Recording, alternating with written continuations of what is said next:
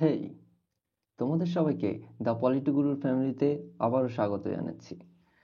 তো বলেছিলাম যে প্রতিদিন সন্ধ্যা 6টার সময় আমরা একটা করে সেট সলভ করব WBH টেস্ট পেপারের। তো আজকে উচ্চ মাধ্যমিকের রাষ্ট্রবিজ্ঞানের সেট আবার সলভ করব। আজকে থাকছে 2 নম্বর সেট এবং পৃষ্ঠা নম্বর C2। যদিও 2, 3, 4 এর মধ্যে রয়েছে এই সেটটা, তবু যেখান থেকে শুরু হয়েছে সেটা অনুসারে C2 লিখে দিলাম। ওকে, চলো শুরু করা যাক। আর বলে দিই শুরু করার আগে যে দ্য পলিটিক্যাল ফ্যামিলিতে এখনো যদি যুক্ত হয়ে না থাকো, তবে যুক্ত হওয়ার জন্য সাবস্ক্রাইব করে দিও। তো আজকে থাকছে WBH inter school test set 2। ওকে, তো এখন প্রথম প্রশ্ন রয়েছে ঠান্ডা লহরের সঙ্গে সম্পর্কিত দেশগুলির নাম। তোমরা সবাই জানো এটা, আমার আলাদাভাবে বলার কোনো দরকারই নেই। এখানে অপশন সি মার্কিন যুক্তরাষ্ট্র এবং সোভিয়েত ইউনিয়ন। ওকে, তো চলো নেক্সট কোশ্চেন। ন্যাটো গঠিত হয়, আগের সেটে এর অ্যান্সার বলেছিলাম, বলো তো কি হবে। আমি বলছি, এর অ্যান্সার হবে অপশন ডি 1949 খ্রিস্টাব্দের 4 এপ্রিল। এবার থাকছে নেক্সট কোশ্চেন। বেলগ্রেড সম্মেলন অনুষ্ঠিত হয় কত সালে? 1961। অপশন সি ঠিক। এবার আসি 4 নম্বর কোশ্চেনে। 4 নম্বর কোশ্চেন হচ্ছে সুচিন্তিতভাবে নির্ধারিত জাতীয় স্বার্থসমূহ সম্পর্কে সুবিন্যস্ত বিবৃতি হলো পররাষ্ট্রনীতি। উক্তিটি কার জানো? উক্তিটা হচ্ছে F.H. হার্টম্যানের। তো অপশন এ সঠিক উত্তর। নেক্সট কোশ্চেন 5 নম্বর। ভারত পাক সিমলা চুক্তি সম্পাদিত হয়েছিল কবে? অপশন বি 1972 সালে। চলো নেক্সট কোশ্চেনে চলে আসি। 6 নম্বর। 1991 খ্রিস্টাব্দে ভারতের ড্যাশ এর প্রধানমন্ত্রিত্বকালে রাজার অর্থনীতির সূত্রপাত ঘটে। কোন প্রধানমন্ত্রী? Option C Narasimha Rao. Next question. সম্মিলিত জাতিপুঞ্জের পূর্ববর্তী সংস্থাটি হলো, সবাই জানে এটা তাই না?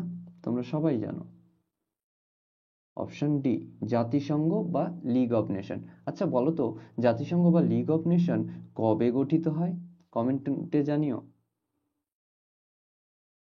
Next question.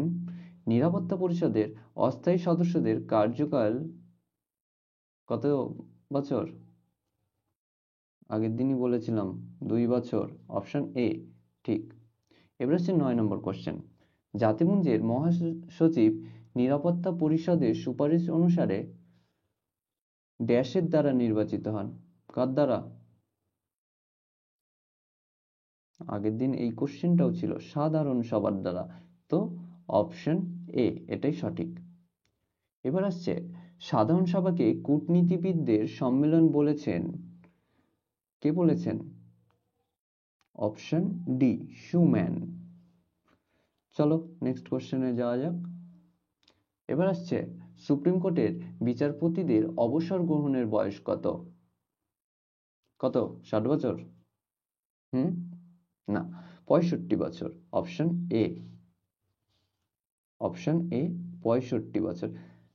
আচ্ছা বলতো, বলতো হাইকোর্টের বিচারপতিদের অবসর গ্রহণের বয়স কত জানো? সেটা হবে 62 বছর। ওকে, মনে রাখো, যদি আসে লিখে দিও। এবার বলছে পশ্চিমবঙ্গে লোক আদালত গঠিত হয় কবে? এটার উত্তর হবে 1987 সালে। ওকে, এবার আসি 13 নম্বর। কোন ধারা বলে হাইকোর্টের কোন ধারা বলে হাইকোর্ট মৌলিক অধিকার রক্ষার লেখ জারি করে জানো? অপশন বি 226 নম্বর ধারা। আচ্ছা, আগের দিন আমি একটা কোশ্চেন সলভ করেছিলাম যে যেখানে বলা হয়েছিল যে প্রতিটি অঙ্গরাজ্যের জন্য একটি করে হাইকোর্ট থাকবে, সেটা কত নম্বর ধারা ছিল বলো তো, কমেন্ট করো। এবার আসছে নেক্সট কোশ্চেন। কলকাতা হাইকোর্টের এলাকা রয়েছে আন্দামান নিকোবর দ্বীপপুঞ্জ পর্যন্ত। এই যে হাইকোর্ট নিয়ে কালকে এটা নিয়েও আলোচনা হয়েছিল যে এক বা একাধিক রাষ্ট্রের জন্য একটি হাইকোর্ট থাকতে পারে, সরি রাষ্ট্র না, রাজ্যের জন্য একাধিক হাইকোর্ট থাকতে পারে। সেটা কত নম্বর ধারায় বলা রয়েছে? 231-এর 1 নম্বর ধারায়। বোঝা গেছে? নেক্সট কোশ্চেন কি আসছে? বিচার বিভাগীয় পর্যালোচনার অধিকার আছে কার? অফকোর্স সুপ্রিম কোর্ট, তাই না? Next question. ভারতের রাষ্ট্রপতি কর্তৃক লোকসভায় মনোনীত সদস্য সংখ্যা কত? অপশন এ 2 জন।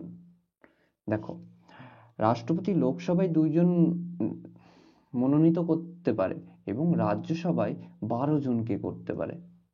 জানো কি এটা? এবার পরের কোশ্চেন কি আসছে? 18 নম্বর। ভারতবর্ষে এখনো পর্যন্ত যে ধরনের জরুরি অবস্থা জারি হয়নি সেটি হলো, আমরা কি জানি 3 বার হয়েছিল, যেগুলো জাতীয় জরুরি অবস্থা ছিল। সেটা হচ্ছে আর্থিক সংকট অবস্থাজনিত জরুরি অবস্থা।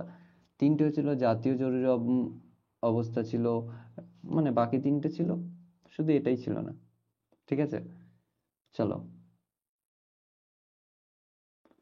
নেক্সট কি আসছে? রাজ্যসভা কোনো অর্থ বিলকে কত দিনের মধ্যে মতামত সহ লোকসভায় ফেরত পাঠাতে বাধ্য থাকে? অপশন সি 14 দিন। এবার আসছে 20 নম্বর কোশ্চেন। বিধানসভার সদস্য হতে গেলে ন্যূনতম বয়স কত হতে হবে? বিধানসভা মানে কি অঙ্গরাজ্যের সংসদের কথা বলা হচ্ছে, তাই না? এটা নিশ্চয়ই 25 ইয়ার, 25 বছর। লোক মনে রাখো, লোকসভার ক্ষেত্রেও সেম বয়স 25 বছর, কিন্তু আবার রাজ্যসভার ক্ষেত্রে সেটা 30 বছর হয়ে যায়। ওকে, এবার আসছে 21 নম্বর কোশ্চেন। পৌরসভার নির্বাচিত প্রতিনিধিদের বলা হতো কাউন্সিলর, ঠিক আছে? আর যারা প্রধান থাকে, পৌরসভার প্রধান, তাদেরকে চেয়ারম্যান বলা হয়। ওকে, পশ্চিমবঙ্গে পৌর আইন প্রণীত হয় কত সালে? 1993-তে। ঠিক আছে, এবার আসছি নেক্সট কোশ্চেনে। পঞ্চায়েত সমিতির সভা পরিচালনা করেন অফকোর্স সভাপতি। যেরকম পঞ্চায়েতের সভা পরিচালনা করেন প্রধান এবং জেলা পরিষদের সভা পরিচালনা করেন সভাধিপতি। ওকে, পশ্চিমবঙ্গের ন্যায় পঞ্চায়েত প্রতিষ্ঠিত হয় ড্যাশ খ্রিস্টাব্দে। এটার উত্তর কি হবে বলতো? এটার উত্তর হবে এখনো প্রতিষ্ঠিত হয়নি, অপশন ডি। পশ্চিমবঙ্গে কোনো ন্যায় পঞ্চায়েত নেই, যদিও থাকার কথা, কিন্তু এখনো পর্যন্ত দরকার পড়েনি। ওকে, চলো এবার আমরা সেকেন্ড অপশনে যাই। 2 এর দাগের কোশ্চেন। নিম্নলিখিত প্রশ্নগুলির অতি সংক্ষিপ্ত উত্তর দাও। এসে কিউ, তাই তো? 16টা কোশ্চেন রয়েছে, আমরা শুরু করে দিই। এবার আসছে সল্টের পূর্ণ রূপ কি? সল্ট, SALT, তাই তো? সল্টের পূর্ণ রূপ দেখো, এসতে থাকছে স্ট্র্যাটেজিক, STRATEGIC।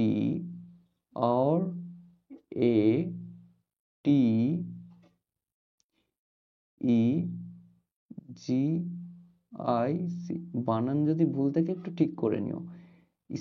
স্ট্র্যাটেজিক, এ থেকে আর্ম,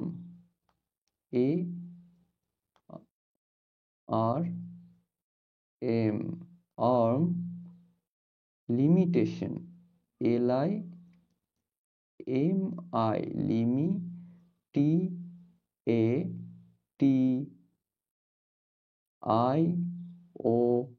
এন লিমিটেশন, আর টিতে ট্রিটি, টি সরি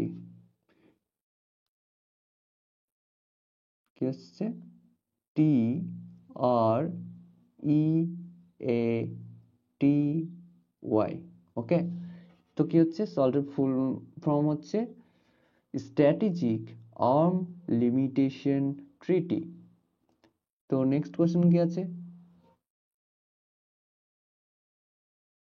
দেতাত বলতে কি বোঝো? আগের দিন আমরা দেতাতের অর্থ পড়েছিলাম, তাই না?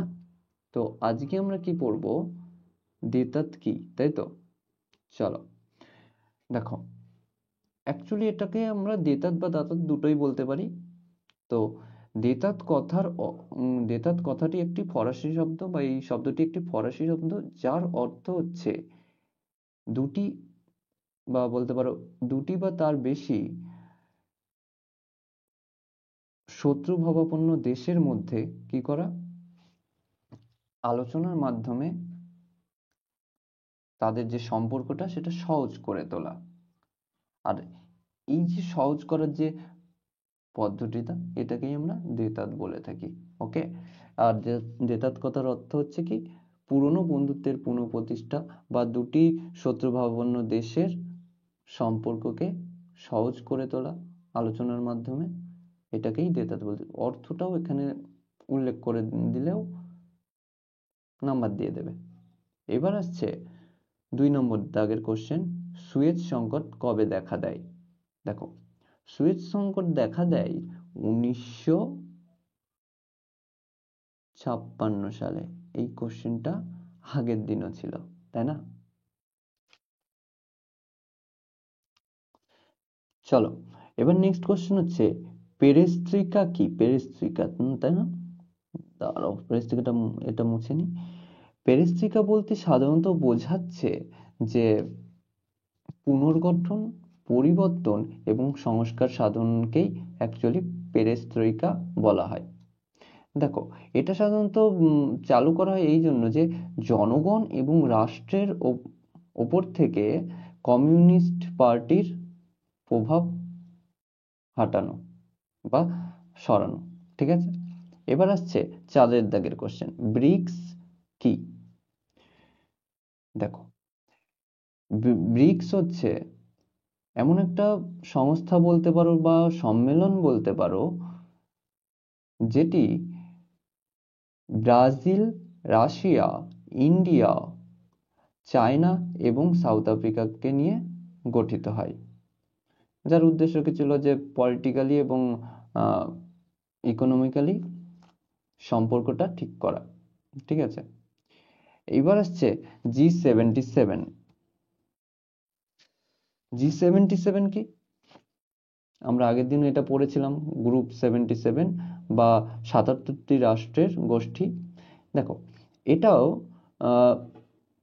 1964 সালের 15 জুন সর্বপ্রথম গঠন করা হয়। ঠিক আছে, কত সালে? 1964 সালে 15 জুন, যেগুলো জোট নিরপেক্ষ রাষ্ট্রগুলোকে নিয়ে গড়ে উঠেছিল, যার মূল উদ্দেশ্য কি ছিল, যে তাদের অর্থনৈতিক দিকটা, দেশের অর্থনৈতিক দিকটাকে স্টেবল করা, মানে কি, ঠিক করা। বর্তমানে এর সদস্য সংখ্যা হচ্ছে 135 জন। যেহেতু এর শুরুর সময় এর সদস্য সংখ্যা ছিল 77 জন, তো সেই সদস্য সংখ্যা নিয়েই এর নাম হয়েছিল গ্রুপ 77। ওকে, আবার এটাকে এইভাবেও বলতে পারো যে এটি ছিল ইউএন এর বা সম্মিলিত জাতিপুঞ্জের এমন একটি সিদ্ধান্ত, যেটি উন্নয়নশীল দেশগুলির অর্থনৈতিক মানে স্বাবলম্বী করার উদ্দেশ্যে গড়ে তোলা হয়। ওকে, এর বর্তমান সদস্য সংখ্যা কত? 135। এবার আসছে সাবটাইয়ের পূর্ণরূপ কি? দেখো, সাবটাই এস থেকে সাউথ, এ থেকে এশিয়ান, পি থেকে প্রিফারেন্সিয়াল, টি থেকে ট্রেড, এ থেকে এগ্রিমেন্ট। তো আমরা এটার লিখে নিই একবার, S O U T H south, Asian, ASIAN, south Asian. তারপরে কি থাকছে? পি,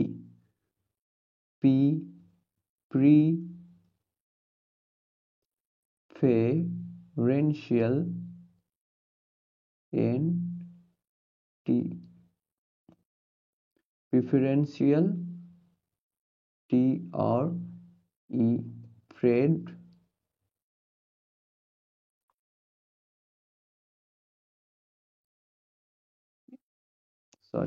এগ্রিমেন্ট,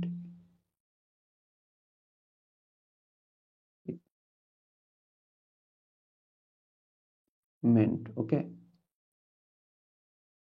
গেল। দেখো, এটাকে 1991 সালে সর্বপ্রথম কি করা হয়? প্রস্তাব করা হয়। আচ্ছা, 1991 সালের কত তারিখে সেটা কি তোমরা জানো? বলো তো। হ্যাঁ, 1991 এর 21শে ডিসেম্বর। ওকে, চলো নেক্সট কোশ্চেনে আমরা চলে যাই। নেক্সট কোশ্চেন কি আছে? সার্ক গঠনের প্রস্তাব কে দেয়? আগের দিন এই নিয়ে আলোচনা হয়েছিল। তো চলো আজকে আমরা আবার করব। সার্ক গঠনের প্রস্তাব দিয়েছিল সর্বপ্রথম বাংলাদেশের রাষ্ট্রপতি কে? জিয়াউর রহমান। আচ্ছা, সার্ক কবে গঠিত হয় বলো তো? আগের দিন বলেছিলাম। কমেন্ট করো তো, দেখি কতটা মনে রয়েছে। তো সার্ক গঠনের প্রস্তাব কে প্রথম দেয়? বাংলাদেশের রাষ্ট্রপতি জিয়াউর রহমান। এইবার আসছে পরের দাগের কোশ্চেন। সম্মিলিত জাতিপুঞ্জ দিবস রূপে বছরের কোন দিনটি পালিত হয়? যেদিন সেটা প্রতিষ্ঠিত হয়েছিল সেটাই হবে তো নাকি? মানে 24শে অক্টোবর। ঠিক আছে। আচ্ছা, কত সালে তৈরি হয়? 1945-এ। গুড। নেক্সট কোশ্চেন কি আসছে? অথবাতে সম্মিলিত জাতিপুঞ্জের 193তম সদস্য রাষ্ট্রটির নাম কি? এটা হচ্ছে সাউথ সুদান বা দক্ষিণ সুদান। এটি 2011 সালে সম্মিলিত জাতিপুঞ্জে যোগদান করে। দেখো, এবার আসছে 8 নম্বর কোশ্চেন। নিরাপত্তা পরিষদের একটি দুর্বলতা উল্লেখ করো। কোনটা? ওই যে নিরাপত্তা পরিষদের যে স্থায়ী সদস্যগুলো রয়েছে, সেই স্থায়ী সদস্যগুলির যে ভেটো দান ক্ষমতা রয়েছে, সেটাই ওর সব থেকে বড় দুর্বলতা। কেন? কারণ ধরো কোনো রাষ্ট্র কোনো অনৈতিক কাজ করলো, শুধুমাত্র ওই নিরাপত্তা পরিষদের স্থায়ী সদস্যের কোনো একজনের যদি ভেটো দিয়ে ফেলে, তাহলে তার বিরুদ্ধে কোনো অ্যাকশন নেওয়া যাবে না। তো সেই ক্ষেত্রে এটাই নিরাপত্তা পরিষদের সব থেকে বড় দুর্বলতা, আবার বলতে পারো সব থেকে বড় শক্তি। ঠিক আছে, শক্তি হওয়া সত্ত্বেও দুর্বলতা। আর তোমরা কি জানো সব থেকে বেশি ভেটো দান কোন দেশ করে? রাশিয়া। তো নেক্সট কোশ্চেনে চলে আসি। বলছে নিরাপত্তা পরিষদের কোন কোন দেশের ভিটো প্রয়োগের ক্ষমতা রয়েছে? স্থায়ী সদস্য কে ছিল? মার্কিন যুক্তরাষ্ট্র, ব্রিটেন, রাশিয়া, ফ্রান্স, আর কে? ব্রিটেন, মার্কিন যুক্তরাষ্ট্র, ফ্রান্স, রাশিয়া, আর একটা দেশ আছে বড় দেশ, চীন। এবার আসছে 9 দাগের। সম্মিলিত জাতিপুঞ্জের স্থায়ী সচিবালয় কোথায় অবস্থিত? জানো? নিউ ইয়র্কে। হ্যাঁ, গুড। আমি জানতাম তোমরা জানো। এবার অথবার কোশ্চেন। আন্তর্জাতিক বিচারালয় কোথায় অবস্থিত? আগের দিন এই কোশ্চেনটা করেছিলাম, বলেছিলাম তোমরা কমেন্ট করো। যদি না জানো আমি বলে দেবো পরের ভিডিওতে। তো এটা হবে নেদারল্যান্ডের হেগ শহরে আন্তর্জাতিক বিচারালয়ের সদর দপ্তর অবস্থিত। ওকে, এবার আসছে সাধারণ সভার একটি গুরুত্বপূর্ণ কাজ। দেখো, সাধারণ সভার অনেক গুরুত্বপূর্ণ কাজ রয়েছে। তার মধ্যে একটি হচ্ছে আন্তর্জাতিক এবং আন্তর্জাতিক ক্ষেত্রে শান্তি এবং নিরাপত্তা নিয়ে আলোচনা করা এবং তার জন্য বিভিন্ন নীতি তৈরি করা। ঠিক আছে? এছাড়া নিরাপত্তা পরিষদের যে অস্থায়ী সদস্যগুলো রয়েছে তাদের কি করা? নির্বাচন করা। এছাড়া আরো কাজ রয়েছে, নিরাপত্তা পরিষদের সঙ্গে যুক্ত হয়ে মহাসচিবকে নির্বাচন করে, তাই না? নেক্সট কোশ্চেন কি আসছে? ভারতীয় বিচার ব্যবস্থা যে কোনো একটি বৈশিষ্ট্য উল্লেখ করো। দেখো, ভারতীয় বিচার ব্যবস্থার যে কোনো একটি বৈশিষ্ট্য বলতে পারো যে এর অখণ্ড পুরো ভারত জুড়ে, পুরো ভারতবর্ষ জুড়ে বা পুরো দেশ জুড়ে অখণ্ড বিচার ব্যবস্থা চালু রয়েছে। এবং সেকেন্ড আরেকটা বলতে পারো যে পুরো দেশে প্রায় একই রকম দেওয়ানি এবং ফৌজদারি মামলার বিচার হয়। ঠিক আছে? মানে একই নিয়মে। বোঝা যাচ্ছে? তো প্রথমটাই লিখতে পারো যে অখণ্ড বিচার ব্যবস্থা পুরো দেশে বর্তমান। নেক্সট কি আসছে? ভারতের সংবিধানের কত নম্বর ধারায় বলা রয়েছে যে প্রতিটি অঙ্গরাজ্যে একটি করে হাইকোর্ট থাকবে? একটু আগেই বললাম।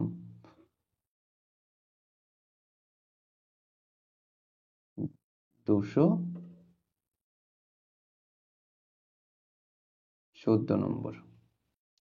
এবার কোশ্চেনটা হচ্ছে গণ আদালতের কার্যাবলী কি? দেখো, গণ আদালত আর লোক আদালত একই, ঠিক আছে? গণ আদালতের কার্যাবলী হচ্ছে এভাবে লিখতে পারো যে যখন বহুদিন ধরে চলে আসা মামলা কোনো কোর্ট যদি বা আদালত যদি গণ আদালত বা লোক আদালতের কাছে পাঠায় তবে সেটির মীমাংসা করা। ঠিক আছে? সাধারণত গণ আদালত বা লোক আদালত বাদী এবং বিবাদীর দুই পক্ষের বক্তব্য শুনে একটা সমঝোতামূলক কিসে আসে? সিদ্ধান্তে আসে। গুড। এবার আসছে ভারতের রাষ্ট্রপতি কিভাবে নির্বাচিত হন। দেখো, ভারতের রাষ্ট্রপতি, আমি যেটা বলছি সেটা লিখে নাও। ওকে, লেখো, ভারতের রাষ্ট্রপতি নির্বাচিত হন একটি হস্তান্তরযোগ্য, সমানুপাতিক, প্রতিনিধিত্বমূলক নীতির ভিত্তিতে গোপন ভোটের মাধ্যমে একটি নির্বাচক সংস্থার দ্বারা পরোক্ষভাবে। ওকে, একটুখানি লিখলেই হবে। অথবা যদি প্রথম অংশটা বাদ দিয়ে প্রথম অংশটা শেষেও বসাতে, যে রাষ্ট্রপতি নির্বাচিত হন, এটা শেষে বসাতে পারো। ওকে, নেক্সট কোশ্চেনে আসছে ভারতের রাষ্ট্রপতি কোন পদ্ধতিতে পদচ্যুত হয়? অথবা কোশ্চেনটা দেখো, ইমপিচমেন্ট পদ্ধতির মাধ্যমে। শুধুমাত্র রাষ্ট্রপতি নয়, এছাড়া সুপ্রিম কোর্টের যে বিচারপতি রয়েছে তারাও ইমপিচমেন্ট পদ্ধতির মাধ্যমেই পদচ্যুত হয়। ঠিক আছে? এবার আসছে 14 নম্বর কোশ্চেন, কেন্দ্রীয় মন্ত্রিসভার যে কোনো একটি কাজ চিহ্নিত করো। দেখো, কয়েকটা কাজ বলছি, তারপর যেটা খুশি করতে পারো। একটা কাজ হচ্ছে যে আন্তর্জাতিক এবং জাতীয় ক্ষেত্রে সৃষ্টি বিভিন্ন সমস্যাগুলিকে নিয়ে আলোচনা করে তার সমাধানে বিভিন্ন নীতি তৈরি করা বা নীতি নির্ধারণ করা। সঙ্গে আরেকটা লিখতে পারো যে রাজ্যপাল এছাড়া বিভিন্ন সামরিক বাহিনীর প্রধানদেরকে নির্বাচন করে থাকেন বা নিয়োগ করে থাকেন। ওকে,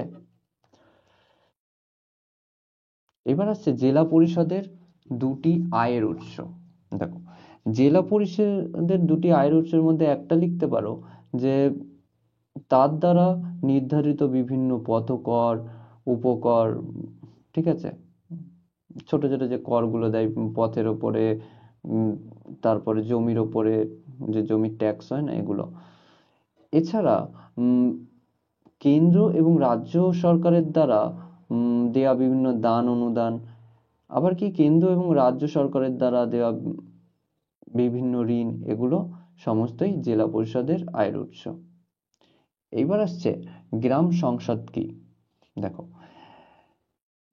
গ্রাম সংসদ বলতে আমরা সাধারণত বুঝি, দেখো 1992 সালে যখন 73তম সংবিধান সংশোধন হয়, তখন পঞ্চায়েত আইনে বলা হয় যে প্রতিটা গ্রাম পঞ্চায়েত এলাকায় যতজন ভোটার থাকবে সমস্ত ভোটারদেরকে নিয়ে গ্রাম সংসদ গঠন হবে। ঠিক আছে, এবার আসছে অথবার কোশ্চেন, ন্যায় পঞ্চায়েত বলতে কি বোঝো? পশ্চিমবঙ্গের পঞ্চায়েত আইন 1973 সালে যে পঞ্চায়েত আইন ছিল, সেই আইন অনুসারে বলা হয় যে আঞ্চলিক যে সরকারগুলো রয়েছে বা পঞ্চায়েতের কথা বলা হয়েছে এখানে, পঞ্চায়েত সরকারের অনুমোদন সাপেক্ষে প্রতিটি পঞ্চায়েত এলাকায় একটি করে ন্যায় পঞ্চায়েত গঠন করতে পারে, যেখানে তারা কি করবে, তারা ছোটখাটো দেওয়ানি এবং ফৌজদারি মামলা আর নিষ্পত্তি করার কাজ করবে। ওকে, মানে কি মামলা কি হবে বলো?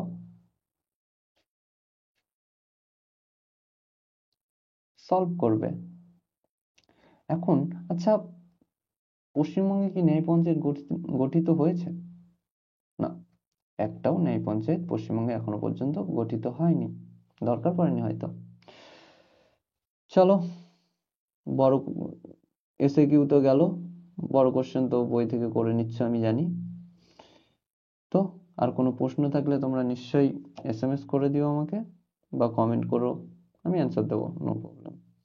ঠিক আছে, তো আবার দেখা হচ্ছে কাল সন্ধ্যা 6টায়। রেডি থেকো আর ভালো করে পড়ো, এক্সাম চলে এসছে। তো থ্যাংক ইউ।